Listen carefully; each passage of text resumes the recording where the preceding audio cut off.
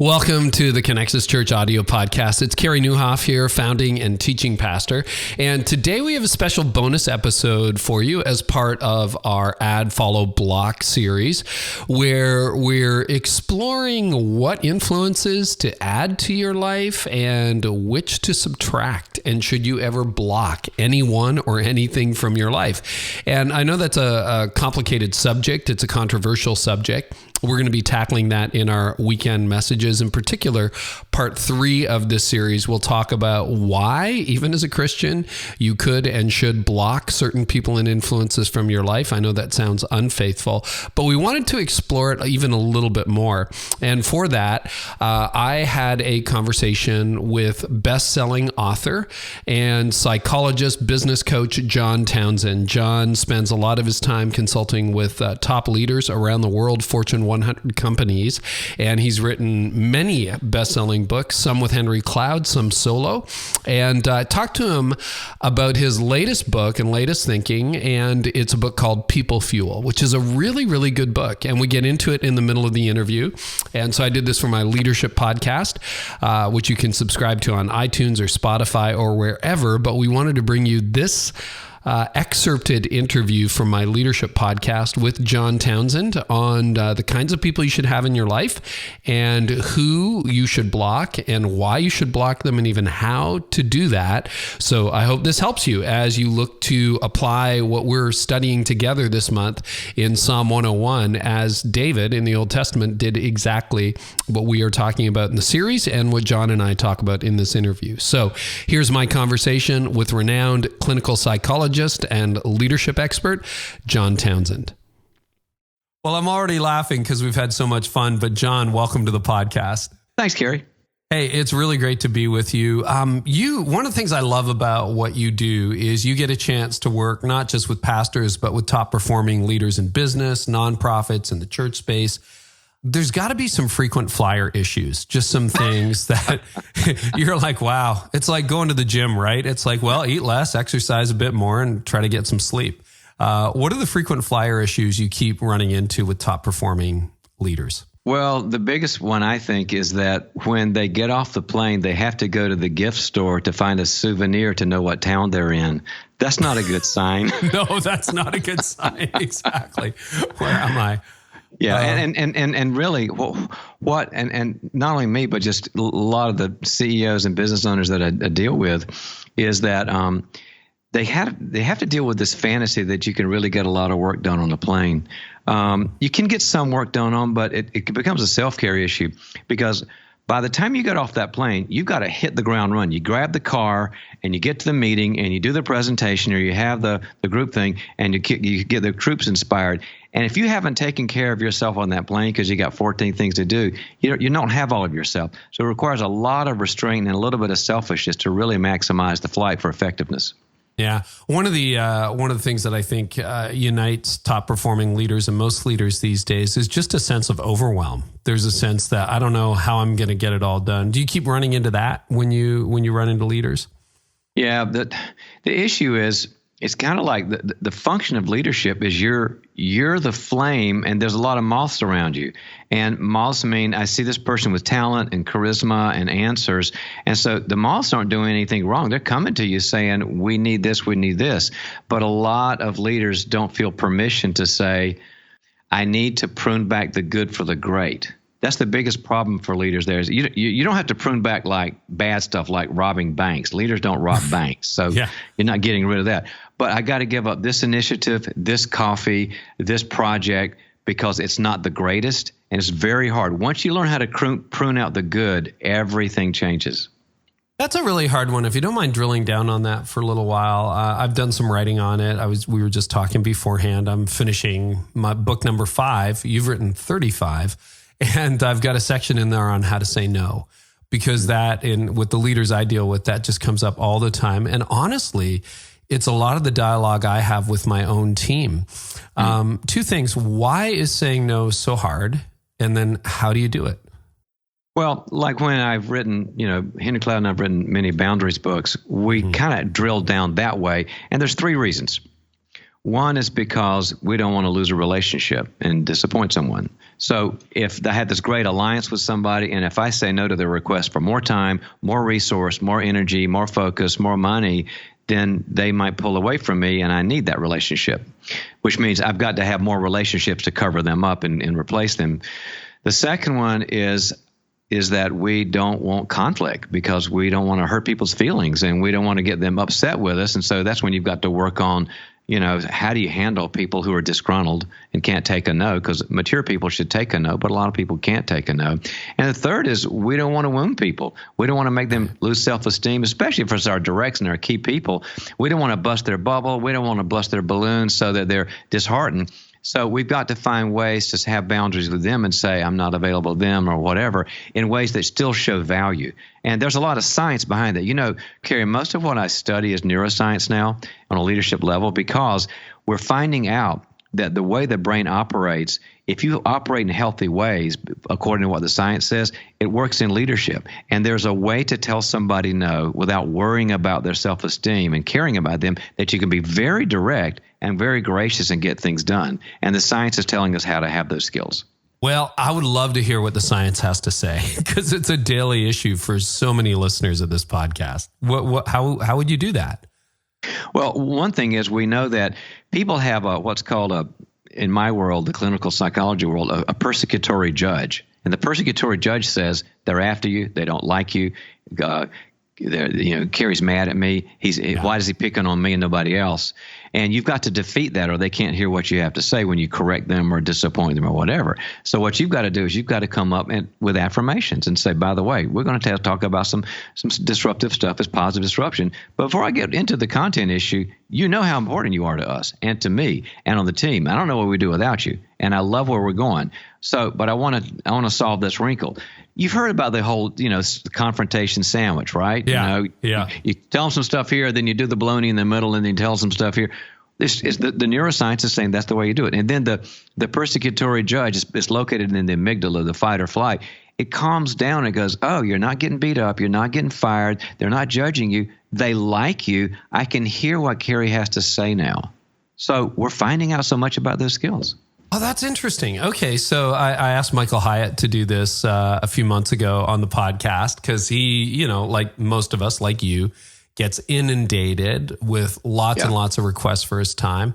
So let's say I'm heading to California. I'm going to hang out with you, and I don't have your cell phone, but I'm like, hey, John, can we get together for that coffee?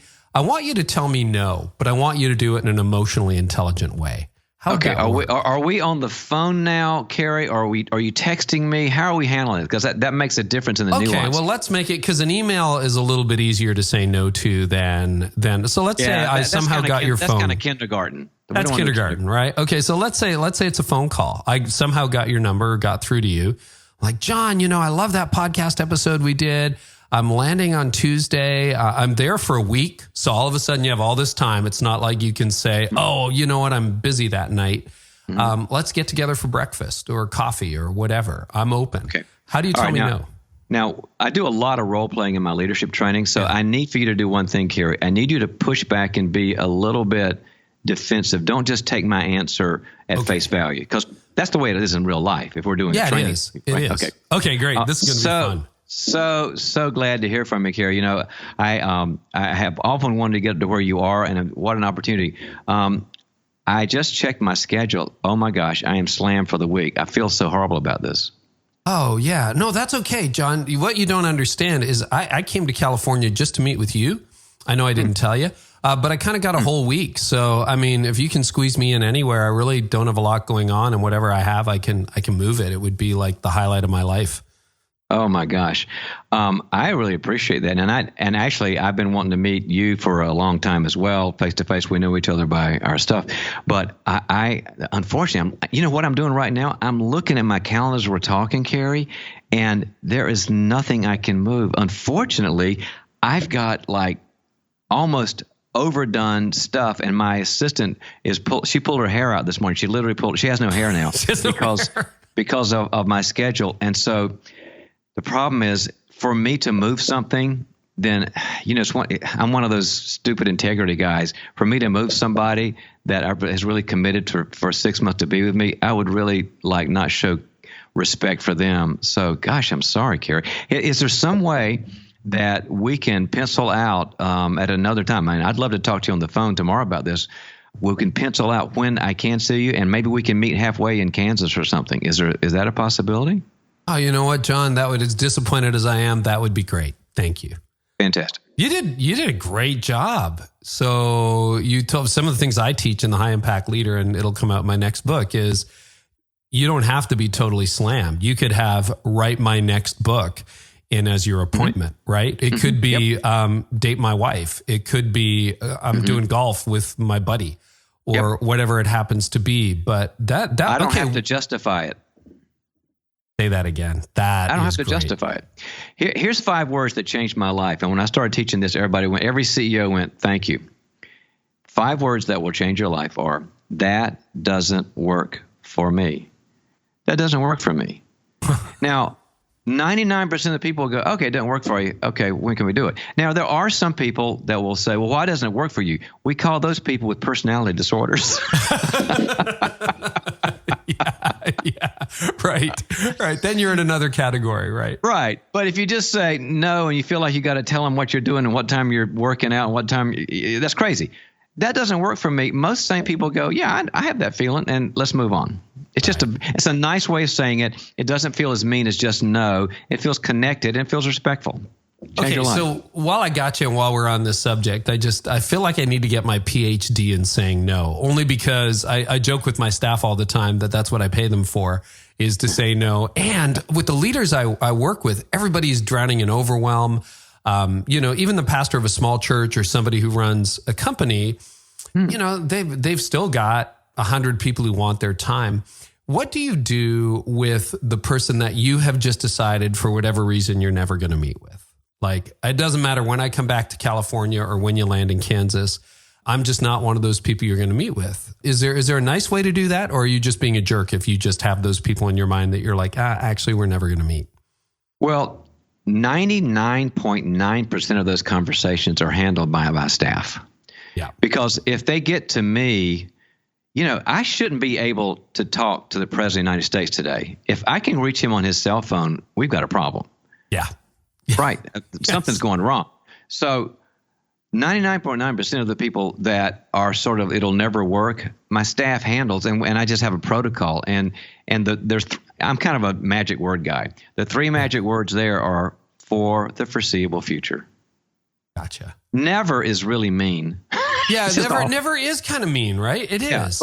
But foreseeable means who knows, something could change before I've been told that years ago when I was trying to reach other people. I was told that, and I went, great, no problem. So the foreseeable future says, sure, I'm open, but let's don't plan to say, well, wait 3 months, 6 months, a year. Then people are kind of on the hook, and you're feeling weird because you didn't want to do it in the first place, and they feel like a low priority. Don't let them die by 1,000 razor cuts. Just say, for the foreseeable future, and people kind of get it. I get it. And they move on. And you try. I never leave somebody, though. This is important to me on a values level with leadership, Carey. I never leave somebody when my staff says foreseeable future with nothing else to do. My staff, my executive assistant will say, but John also wanted you to say this person's a good resource. And this person has a lot of same kind of skill sets. And then they feel like, okay, I'm not just left hanging. So always provide some resource when you say foreseeable future. Right. So for a pastor, it could be, you know what, I'm going to send you to a counselor who can gladly deal with your issues. Absolutely. Or somebody you don't want to deal business with, there's 5 other companies that would love to feature your product. Can I introduce you to a couple of the guys? Okay. People appreciate that. Okay, this is good. I don't know that this is just my particular thing. Regular listeners will know I come back to this from time to time, but I've got one of the world's leading experts on it. So I thought, thank you so much for that. That was a gift. I think you sharpened everyone's skill set. So one of the things, John, when we met last year, we were at the same event, and I heard you say that high-performing leaders, and you've hinted at it already, have worse negative self-talk than other people, which seems counterintuitive. In other words, the higher you go, the louder the negative voice in your head happens to be. Tell me why. Yeah, this is what I write about in the book that I just released, People Fuel, about filling your tank with life, love, and leadership, Carey, is that one of the things I've noticed after working with hundreds and hundreds and actually thousands now of leaders is to get to where they got to, they kind of had to be mean to themselves, unfortunately. Mm-hmm. Nobody got there who said to themselves when they screwed up or made a mistake or needed to get up in the morning, who said, "Hey, just chill out and drink a smoothie. You're a nice guy." They didn't get to those places. That they had sort of a mean, we call it the judge again in our head, and it was kind of harsh. And he or she would say stuff like, "It's all on you," or everybody's going to be disappointed, or you might not qualify, and it rose them to high levels. The problem is it doesn't work long term. Mm. Sooner or later, you just give up and you're going to go, "I'm so tired of beating myself up and saying these awful things to myself."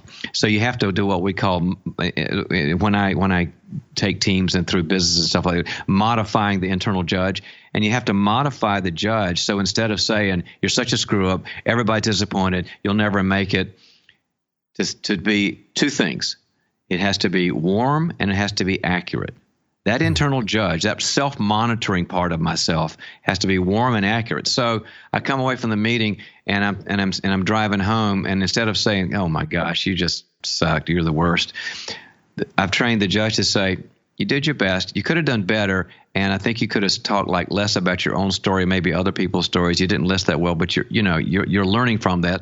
Then I kind of go, "Okay, I didn't feel great, but I make some notes and I change." As long as you train your judge to be warm, not mean, and accurate, like on target where the correction is, then you stop being that way. So what got you there, which is driving yourself too hard, it will not, and I can tell you this, it will not take you to that next level of scale. You've got to be nicer to yourself.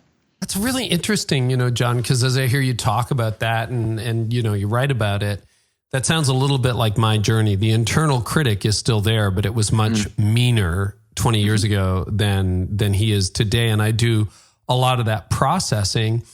How do you soften? How do you make your inner critic healthy? How do you do that journey from the, "Oh man, you totally screwed that up and you should just quit," to, "Wow, I really didn't handle that well, and what can I learn?" Let's go back to the neuroscience, Carey, because the answer is there. And this is what I talk a lot about in the book is you can't do it just by talking to yourself. That's helpful. Talking to yourself is helpful. But where the real transformational change is in relationship. Meaning, I take my judge to somebody that's safe, that I trust, that cares about me and is honest and all those good things. And I say, "I just did the presentation. I think it was the worst in the world, and I'm just beating myself up, and I just feel like I let everybody down." And that person in my life, outside my skin, says to me, "Yeah, I saw the video, and you weren't at your top of your game. Probably you were stressed, but you're okay with me, and I'll help you. So what can we do to make it better? You and I are okay. I'm not judging you at all." And all of a sudden, it's called internalization. I internalize their eye contact and their warmth and the fact that they're on my team and they care about me, and the judge calms down. We found out that when we have empathic contact from other people, truthful but empathic, all of a sudden, the actual wiring of our brain changes. This was the miracle of neuroscience, Carey, for leadership, is that we can actually change the neuronic structure by healthy relational conversations. We found out that when people have a great relational conversation with an empathic, caring, truthful, honest person, that as they hear it and have a different new experience of, "Oh, you don't think I'm the worst person in the world," that the actual ways that we talk to ourselves changes. It's a little bit like saying the app in my smartphone can change the operating system. It really is that profound.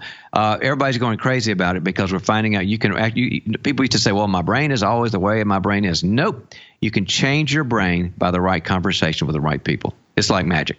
Which gets to the heart of your book, People Fuel. Right. And I imagine some of the people who are listening, leaders listening, are like, "Well, I wish I had someone like that in my life, but I don't." Isolation and loneliness is a growing issue. And you talk about in People Fuel that a lot of leaders' relational circle boils down to God, myself, and Max. Can you explain? What do you mean by that? Yeah.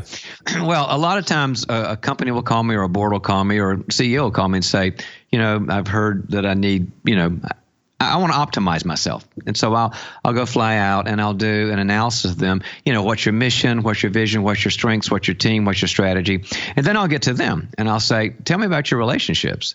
And they'll say, oh, my relationships are great, because that means they've heard of me and they know that they have to say that. Right. And I'll say, well, great. Tell me about your great relationships. And they'll say, well, I've got I'm mentoring these people and I'm leading these people. I'm guiding these people. I'm directing these people. I'm coaching these people. And I'll go, oh my gosh, I need to take a nap. I'm getting tired of listening to you.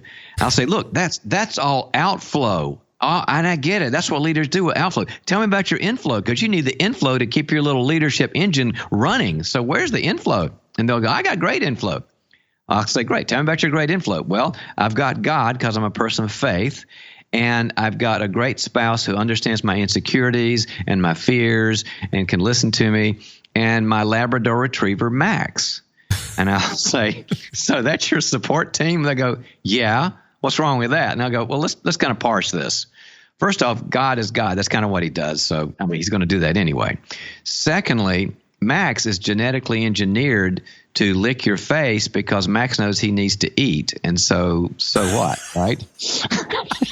Okay. And then your spouse is probably really tired. And by this time, the spouse walks in the room and says, please talk to him. Talk to him.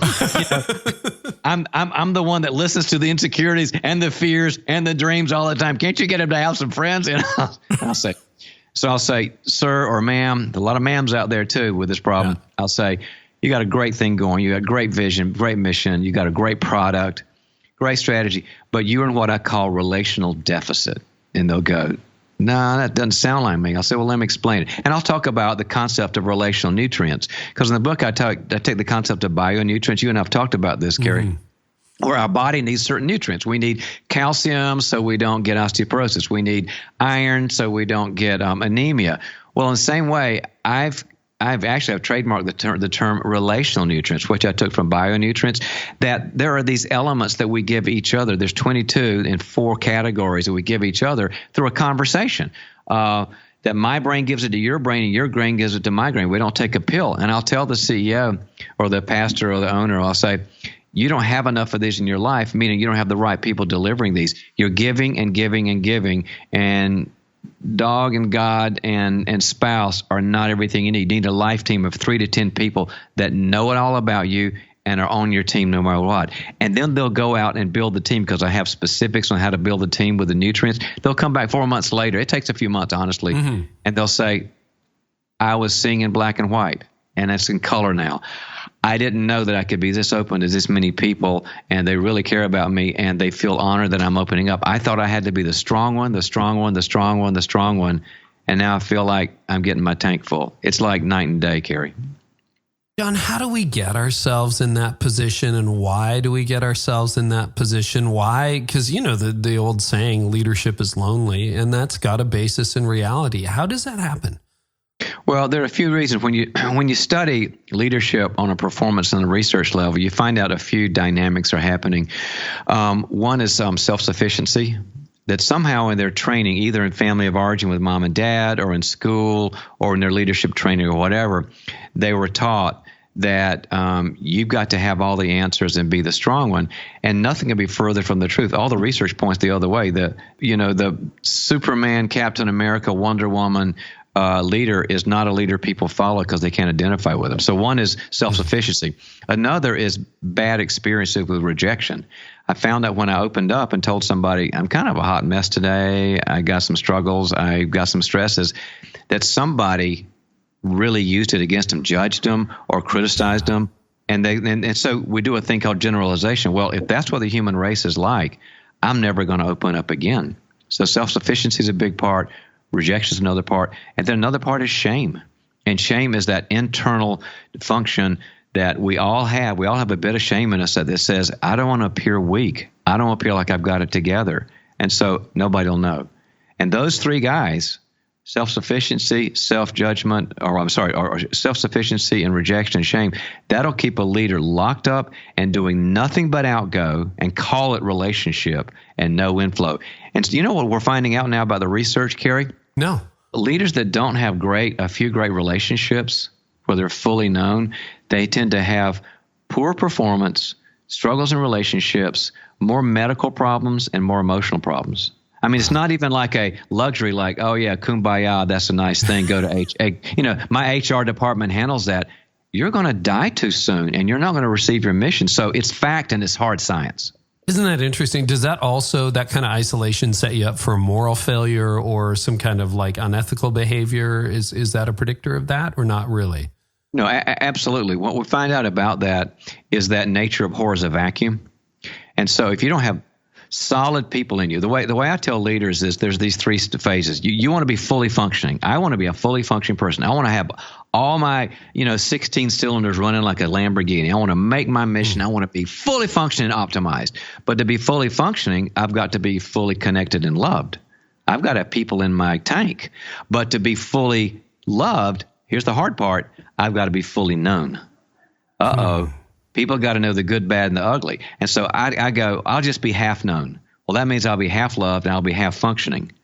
I don't want that. I don't want that life. If it takes a risk to be fully known and you all the screw-ups I have and you still like me and that fills up my tank, then I won't be fully functioning. So what I'll tell them is, if nature abhors a vacuum, if you're not getting that tank full, your brain's going to go somewhere else. It's going to go to a relationship you shouldn't have.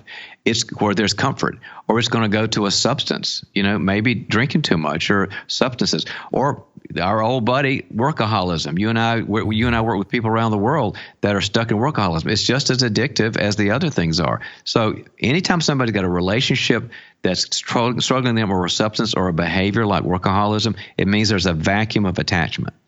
Oh, wow. Wow. Well, and I want to spend a bit of time on this. You talk about the 7 relationships, or maybe you want to talk about the quadrants first. Is there anything else you want to say about that?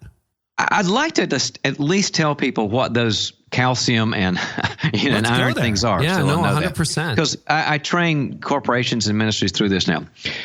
There are these 4 quadrants of things we're supposed to give to others and receive from others. And if you get those in your head, you'll know, okay, they're in deficit or I'm in deficit. Quadrant number 1 is be present.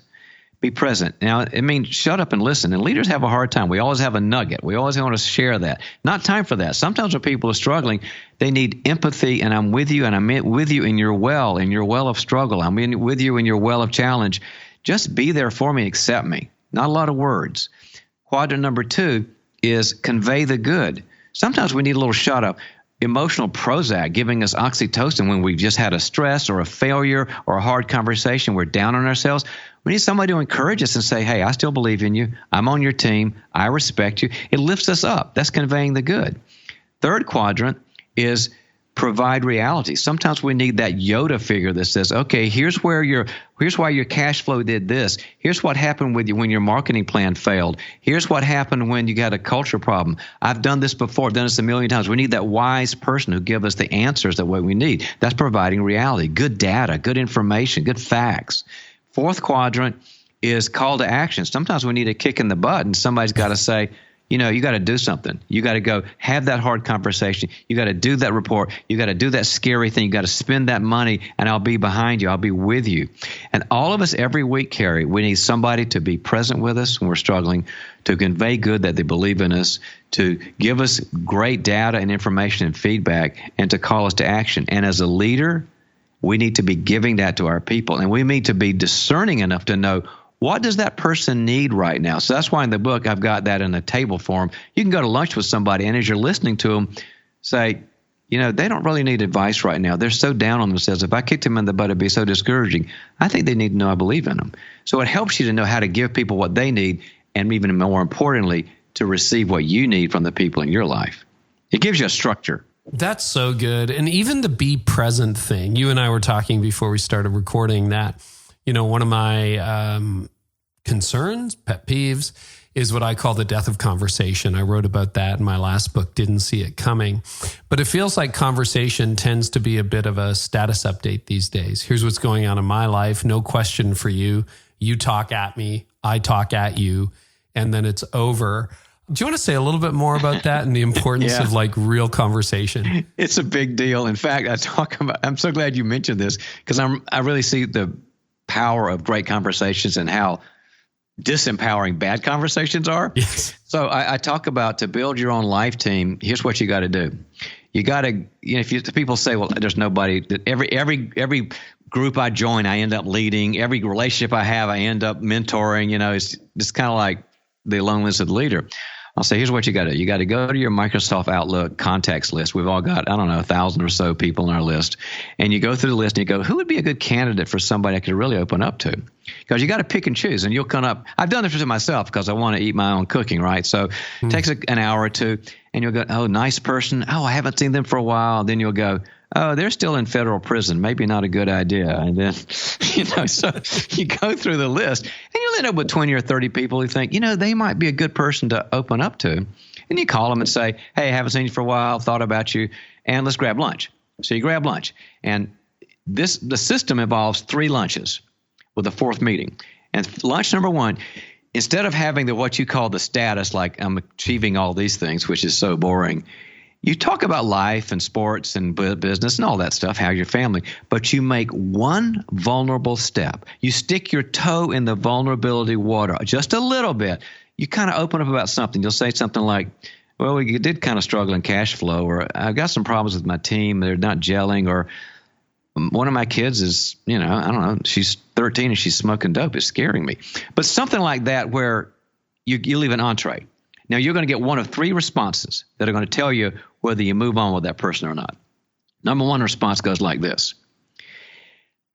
So your kid's smoking dope, or you got culture problems? Yeah, I do. The weather around here is phenomenal. Can you believe it?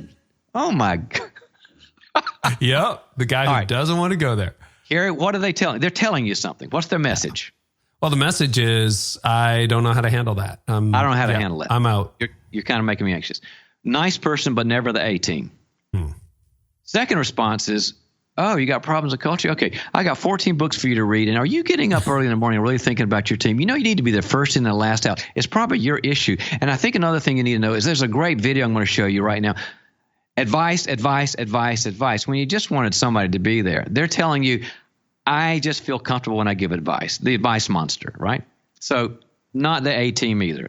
No. So the diverter to the weather and no. Third one is the money. They put down their fork from their chicken salad and they lean forward, literally lean forward. And they look at you and they go, you got culture problems? Yeah, it's kind of hard. Man, I'm so sorry. I love your company. I love what you're doing. And I love your vision. How does that feel? It must be discouraging. Yes, discouraging. Hey, what can I do for you? I want to know more about it. How can I help? What they're telling you is your vulnerability draws me in. I'm not going to reject you. I'm not going to judge you. I'm not going to advise you. I'm there with you. What we call in the book, we're in the well of challenge. You're in the well with me. And that tells you that might work. Have another lunch and do the same thing. Have another lunch, do the same thing. And then by about the third one, they're starting to open up too, because leaders don't have anybody to talk to, because like I said, they ended up leading everybody. And about the third or fourth meeting, you say, I'm getting intentional about my personal growth. My professional growth is great, and I love it. I'm in decent shape, and my marriage is good and all this. But I've not been intentional about me, and I'm finding that I'm reading a lot of research about how important that is. I would like to meet with some very high performing and yet good listening people in my life to just go through life with on some structured level. And it can't be I see you when I see you, because I'll never see you. I mean, I want to meet every couple weeks for lunch or whatever. And before they finish, the person goes, I'm in. I mean, it's that fast. And you know why? Because the other person, and because when I take CEOs through this, the other person goes, what are you talking about? I have to be in. I don't have these conversations with anybody about my wife either. And man, I love it that you opened up. I can't tell anybody this. And all of a sudden, you've got a real friend. And that's where the magic happens. Oh, wow. I'm so glad you gave us the play-by-play on that. Talking one of the top psychologists in the world. And it's so funny because my journey as a leader, like when I was in my 30s, one of my big aha moments is, wait a minute, relationships are mutual. And you don't just start with, I'm going into the deep end of the pool. You start in the shallow end, and it has to be reciprocated. They're mutual and they're reciprocated. Another thing, I've had a long-term friend who is always in that second category, advisor. Just as soon as I said anything, where it was like, I'm just not really sure about whether I should hire this person or not. It was like, oh, well, blah, blah, blah, blah. And eventually that friendship. Carey, he has a compulsive disorder. I can't stop. The friendship he can't. And the friendship isn't where it was a decade ago, because I'm like, I just need someone to hang in the fog with me for a little bit. Hang in the fog. And you know what happens? So many times we don't need the advice. We just need to know somebody gets it and they understand, and we solve our own problems. I mean, I was in clinical practice before I started doing all the leadership stuff. And sometimes I would just be there with a client and I would say, so it sounds like you're overwhelmed and it makes you feel alone and like you're kind of also kind of scared about this. And they'll go, yeah, you get it. And I'll say, well, do you want some solutions? They'll go, no.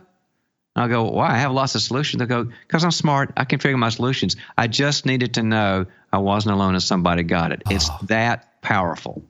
No, and I love that. And I love the fact that you kind of sequence it through 4 lunches or 4 gatherings where it's like we're not in the deep end overnight. And I got to tell you, this is just therapeutic, but I've known Andy Stanley for a while. You know Andy well.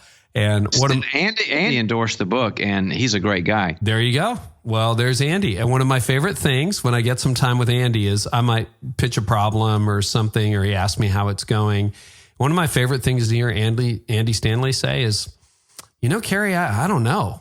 I'm like, oh, that makes me feel so much better. Isn't that great? Because you think he's an advice machine and he's one of the smartest human beings in the world that I know anyway. And when Andy just goes, yeah, I don't know either. There's a comfort in that I don't know what that is. Well, they found out that there's 2 kinds of leaders: the invulnerable leader, like Superman, and then the vulnerable leader. And they measured which one people are more loyal to. And you would think, well, you'd be more loyal to Superman or Wonder Woman, right? Because they're bulletproof and all this. Not true. The research says people walk over hot coals for the vulnerable leader who says, in their meeting, I was checked out. I was asleep at the wheel. I didn't have my act together, and it's my fault. I'm going to change all this. I'm going to own what I did. And you think, gosh, why do you want to be around a loser like that? They would walk over hot coals, and here's why. Because of what's called in psychology the principle of identification. We get closer to people we can identify with that have feet of clay, and they mess up like we mess up. I can't identify with Superman. He's on another planet. Right? He's an alien. I can't be like him. And so I might look up to him, but I can't identify. But I can identify with a leader who says, that one's on me. I'm going to change that. I go, I know how she feels. I know how he feels. And we are much closer. So the principle of identification says when Andy Stanley, and I feel the same way about Andy too, when Andy Stanley says, oh gosh, me either, you feel this relief like you understand what it's like to be me. I want more of a relationship. That's so good to know. And it's so counterintuitive to all the stereotypes you think about in leadership. Now, John, I know you got a whole group of people waiting for you. Do we have time to just quickly run through the 7 groups of people we need, or are we just going to gloss over that too quickly? You're kind of gaming the system with that question. I'm gaming the system with the question, yeah. Do you want to, or at least we can do... It's kind of like what, I have attorney friends that talk like that to me. I don't know why I'm saying this. Well, I am a former lawyer. So. Yeah, that's why I was saying this. There you go. So. Absolutely. It's important to go through those 7. Very good. Well, the coaches, and we can do the thumbnail version. Because I thought this, when I heard you talk about this and I read about it in the book, you've got a chapter for each of them. So people should buy the book and go deeper. These are the 7 we need for the life system, the people, the relationships we'll come across in our life. But let's start with the first, coaches. Yeah, you want your life team to have great people. And so I've got those 7 in order of the quality of nutrients they bring us, higher quality to lower quality for lots of reasons. Number 1, coaches. Those are the people that have their 10,000 hours, the Malcolm Gladwell 10,000 hours, in some area that you don't have time to grow in. It might be in metrics. It might be in strategy. It might be in personal growth. It might be in spiritual growth. It might be in family. But coaches are either pro bono or they're hired, but they have everything together that you need, and they know how to coach. There's some people that know a lot of things, subject matter expert. They don't know how to coach. At the Townsend Institute, we give people a master's in coaching because there's an entire science of coaching. I've got 2 or 3 coaches all the time for different aspects of my life. And Harvard Business Review says you get 3x of what you spend on a coach. High nutrient value. High nutrient value. Second level is comrades, the second C. And comrades are what I call your life team. That's 3 to 10 people that we've kind of spent our time on this on our podcast together, Carey. 3 to 10 people that know it all, care about you all, and they want to be there for you, but also they want you to change. And they are I love that word mutual. They're mutual with you. They're in the fight together. They're in the fray together. They're dependable. They'll text you and say, "How's it going?" They're kind of your comrades in arms, and very, very high nutrient value. We're growing together with each other. Third is casuals, and casual are those cool friends that you kind of don't know, maybe your neighbor or somebody your kids are both in soccer and you meet them, or you see them at church a few times a year. Just have lunch with them, and they're just kind of like nice, positive people. But also they're kind of a farm team for the comrades, because if you find you can go deeper with them and they can be vulnerable, they may make it to that other, because you got to always be finding out where those comrades are. But a great farm team is your casual, just positive people. Fourth is colleagues, because leadership is about work, and we spend so much of our time at work. You can't always pick your colleagues. Sometimes they're just given to you. But a great colleague has 3 capacities. One is that they are relationally driven. Number 2 is that they're competent. They're good at their field. Number 3, they can work on teams. This is what our research says. You want your colleagues to be relational people, then they just don't want to stay in their cubicle, but also really good at what they do. No excuses, high performing, and work well on teams. So as much as you can, be around colleagues that have those capacities. Then the 5th one is care, meaning all of us as leaders need to care about others who can't do what we can do and need us. Anything from mentoring a young business professional or somebody who's just trying to start off and helping them know where to work on business plans and strategy and their own health.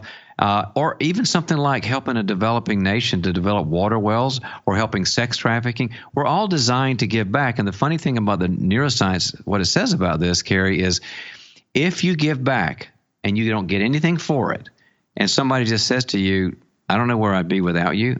I don't know where we'd be without you," it releases more oxytocin in your system, and you feel great. You feel positive. You feel like I took my place in the world. And it reinforces that system, so you want to do it again. So all of us need to be in the care aspect of life. I'll be flying home from some benefit that I did or a board I'm on, and my first thought after I was there, I'll think, why am I not doing that more? I feel so good. Good system. The 6th C is a little darker. It's chronics.